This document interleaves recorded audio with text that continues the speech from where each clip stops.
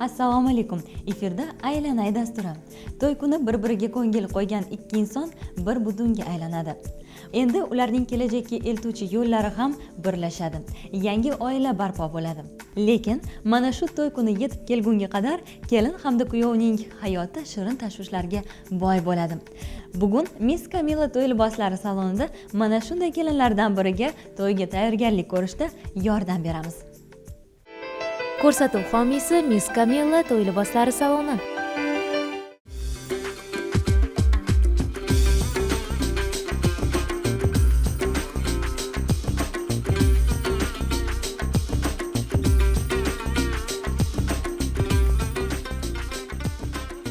Madina Ofarin teatrida 5 yildan beri ishlab kelmoqda. Madina meni yaqin dugonamdan biri. Juda ham o'ziga talabchan. Nafaqat ishxonada, balkim hayotda ham juda talabchan, juda ham go'zal va dono qiz, ochiq ko'ngil. Bilasizmi, har bitta qizga o'zini munosabati bor. Izlanuvchan qiz.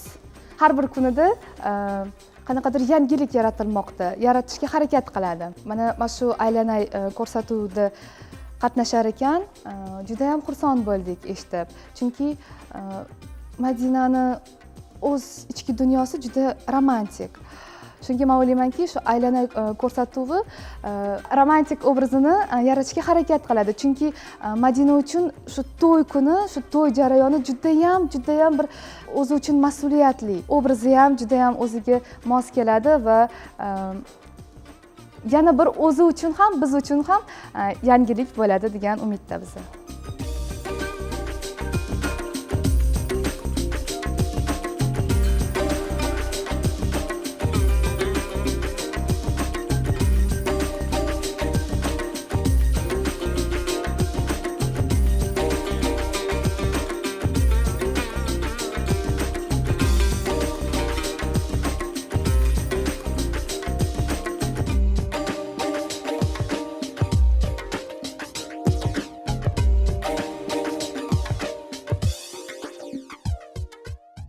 Ofarin raqs teatriga ishga kelganimga 3 yil bo'ldi.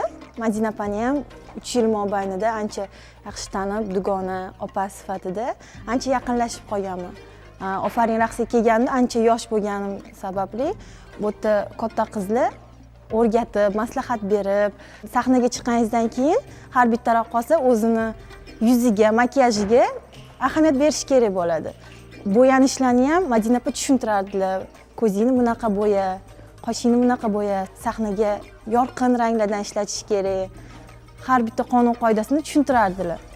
Opa sifatida yaqin bo'lib ketganlar, dugona sifatida juda ham sirdoshlar. Hozir Aylanay ko'rsatuvida ishtirok etishlarini bilgandan keyin hayronmiz, qanaqa obrazda ko'rar ekanmiz, qanaqa bo'lar ekanlar deb. Va mutaxassislar ularga yaratadigan mana shu kelin obrazi menimcha eng chiroyli obraz bo'ladi. Hammani hayron qoldiradi va bizga umuman boshqa bir Madinani yaratib berishlarini kutib qolamiz.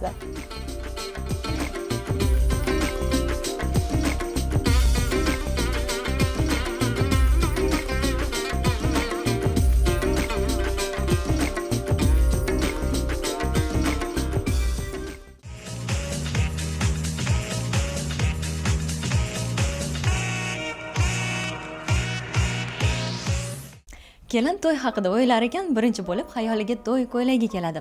Avval ko'ylak tanlanadi, keyin esa unga moslab soch turmagi va pardoz qilinadi. Kelin ko'ylagini tanlashda bizga to'y liboslari saloni konsultanti Sevara yordam beradi. Assalomu alaykum. Assalomu alaykum. Sizni salonimizda xush ko'rdik. Xushvaqt bo'ling, tanishing, bu bizning qahramonimiz Madina. Undan tavsiyalaringizni ayamaysiz deb umid qilaman. Albatta, bu tavsiyalarimni berishni hozirdan boshlayman.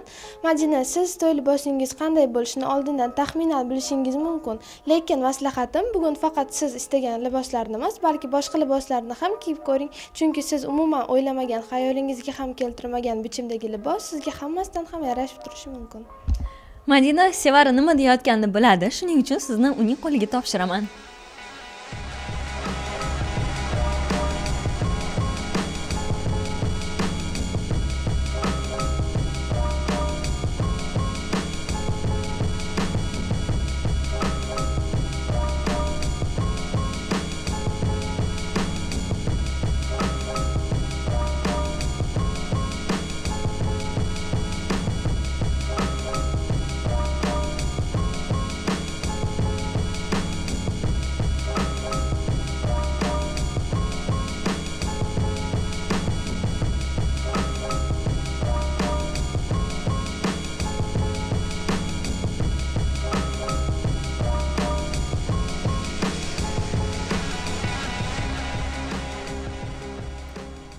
Kelinimiz konsultant bilan salonni aylanib bir qancha liboslarni tanlashdi. Hozir ulardan birini ko'rib turibsiz. Sevara, ushbu libos haqida nima deya olasiz? Birinchi libosimiz bal ko'ylagi shaklidagi oq libos. Aytishim kerakki, Madinadagi bo'yi baland hamda o'rta bo'yli qizlarga bunday libos juda ham yarashadi. Bo'yi pastroq qizlar bal liboslardan voz kechganlari ma'qul. Biroq libosga ahamiyat bersak, uning yubka qismida vertikal pirpiraklar hamda bezaklarni ko'rishingiz mumkin. Bu bo'yni balandroq ko'rsatishdan darak beradi. Demak, libosni qoidadan istisno sanab, bo'yi pastroq qizlar ham bu libosni kiyib ko'rishlari mumkin. Libosning korseti yopiq korset sanaladi. Unda qiya ketgan drapirovka hamda gipyurdan foydalanilgan. Gipyurning ustiga marvaritlar va Swarovski toshlari bilan bezak berilgan. Libosning shlefi ham mavjud bo'lib, u noan'anaviy shaklga ega. Ko'ylak oq rangda ekanini ko'rib turibsiz. Oq rangning esa ko'plab tuslari mavjud. Ularning hammasi ham sizga yarashavermaydi. Shuning uchun libosni tanlayotganda faqat uning bichimiga emas, balki rangiga ham alohida ahamiyat qarating. Hamda uni kiyib, yaxshi yoritilgan xonada ko'zgu qarshisida sizga yarashish yoki yarashmasligini ko'rishingiz kerak. Aniq ayta olaman, libosning rangi Madinaga tushdi. Buni o'zingiz ham ko'rishingiz mumkin.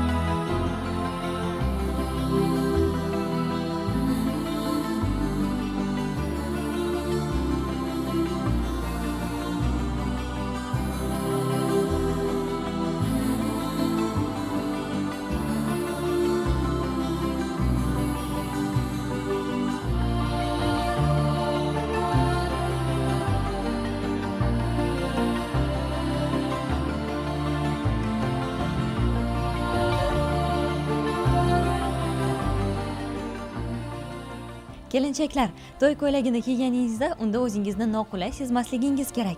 U yurganingizda sizga xalal bermasligi kerak. Shuning uchun libosni kiyib ko'rganingizda salonda ko'proq yurib ko'ring, turli harakatlar qilib ko'ring, xuddi bizning qahramonimizdek. Menimcha Madina ushbu libosda o'zini juda ham qulay his qilyaptilar. Sevara? Trapetsiya shaklidagi bu ko'ylagimiz to'liq gipyurdan tikilgan. Gipyurning ustiga qo'l mehnati yordamida nozik munchoqlar bittama-bitta tikib chiqilgan. Libosning korset qismi yurak shakliga ega. Korsetda yal-yal yonayotgan tog' bilduri va nozik munchoqlarni ko'rishingiz mumkin. Libosning bel qismida oldida va yonida romb shaklidagi naqshlar mavjud. Bu nozik qizlarning beliga urg'u beradi. Libosning orqasiga band tikilgan. Bu libosimiz ham shleyfli. Demak, libosni sizning e'tiboringizga havola etamiz.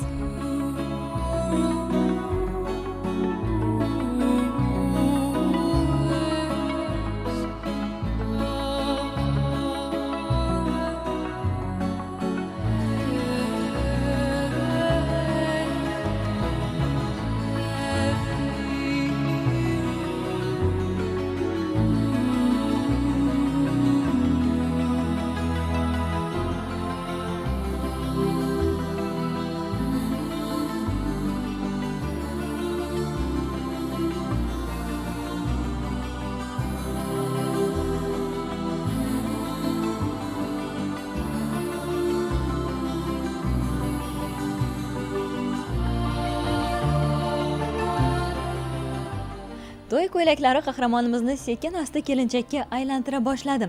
Madina to'liq kelinchakka aylangach, ya'ni soch turmagi va makiyaj qilib bo'lingach, ishtirokchimiz tanlagan ko'ylakni ko'rish imkoniyatiga ega bo'lasiz.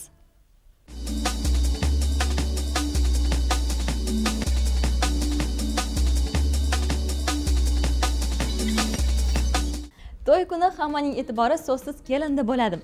O'ziga qaratilgan nigohlar ostida kelinimiz noqulaylik sezmasligi uchun u o'ziga ishonishi kerak. Buning uchun esa kelinimiz o'ziga yoqishi darkor. Kelin o'ziga, kuyovga, qarindoshlar, umuman hamma yig'ilganlarga yoqishini esa to'y vizajisti ta'minlaydi. Bugungi vizajistimiz Aleysa.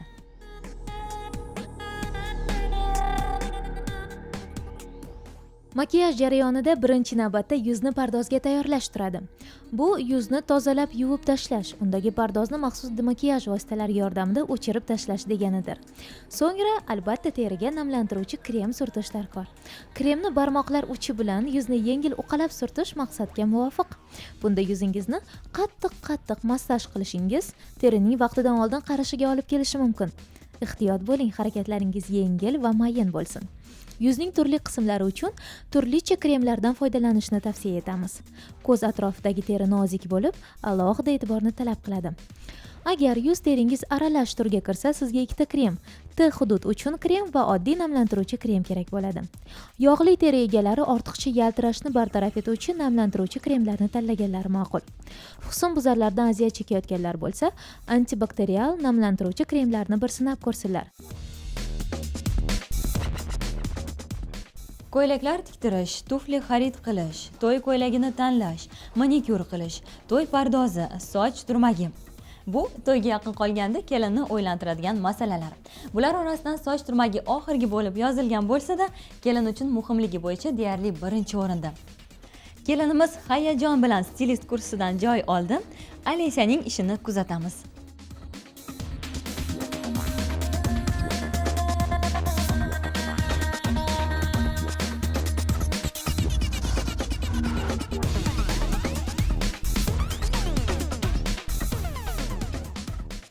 Chiroyli va sog'lom sochlarga ega bo'lish uchun bosh terisi bilan birgalikda organizmning umumiy holatiga ham e'tibor qaratish lozim. Avvalo turli shubhali parhezlardan voz kechish kerak. Ratsional ovqatlanish darkor. Iste'mol qilayotgan taomingizda oqsillar, yog'lar, uglevodlar, mikroelementlar va vitaminlar yetarli miqdorda bo'lishi kerak. Har kungi vitaminlarni kamida 400 gramm meva va sabzavotlardan olishingiz mumkin. Bu borada qora smorodina, yashil bulg'or qalampiri va sitrus mevalarining ko'magi beqiyos. Sochlaringiz mustahkam bo'lishi uchun bosh teringiz turiga mos vositalarni qo'llagan holda sochlarni to'g'ri parvarishlash lozim va fen yordamida uzoq quritmaslik kerak. Yaxshisi, fendan ozgina foydalanib, biroz namligi qolganda sochiq bilan oxirigacha quritgan ma'qul. Sochlarni fen bilan quritayotganda qaynoq emas, issiq havo oqimini pastdan tepaga yo'naltirish darkor. Uyqudan oldin sochlaringizni taroq bilan turli yo'nalishlarda 50 marotaba tarash lozim. Taroq tabiiy xom ashyodan tayyorlangan bo'lgani yaxshi. Boshingizni yuvadigan suv haddan ziyod issiq bo'lmasligi kerak. Sochlar organizmning bir bo'lagi. Agar muntazam parvarish qilishingizga qaramay, ularning ko'rinishi yomonlashsa, jonsiz va xira bo'lib qolsa, buning sababini shifokor bilan birgalikda organizmingizdan qidirishingiz kerak bo'ladi.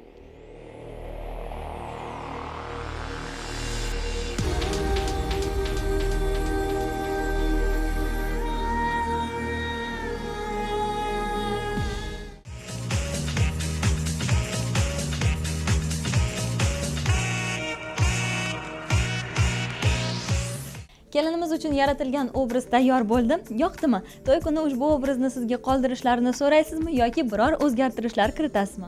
Yo'q, shundayligicha qoldiraman. Katta rahmat. Unday bo'lsa, sovg'alarimizni qabul qilsangiz, mana bu gullar Yoshlar teleradio kanali va Aylana dasturidan sizga sovg'a.